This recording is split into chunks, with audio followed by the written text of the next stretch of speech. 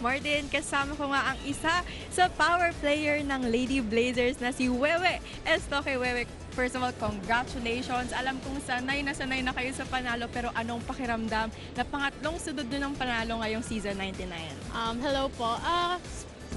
For us po na sa amin binild, masaya po kami syempre kasi panalo nga po. Pero ang way na namin to na ituloy-tuloy yung laban hanggang sa matapos yung season. Wewe, tanong ko lang, last game nyo kontra San Beda, medyo dikit yung laban. Ito ba yung naging motivation nyo kaya tinapos nyo agad ang laban nyo yung araw?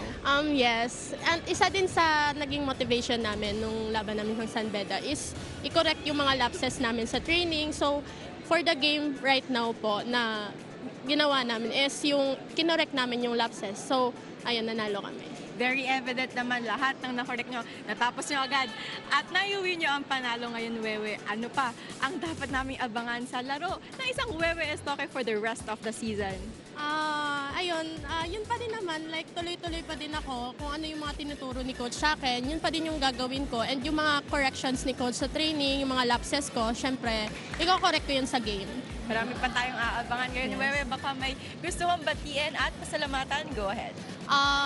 Hello po, binabati ko po yung family ko po sa Cotabato, sa Barungis, sa Taguig, and yung mga friends ko po sa Cotabato, and yung family ng teammates ko.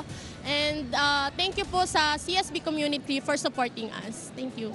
Congratulations Thank you po. again and good luck sa mga susunod pang laro. Wewe Estoque once again, balik sa inyo, Martin and Coach Hammer.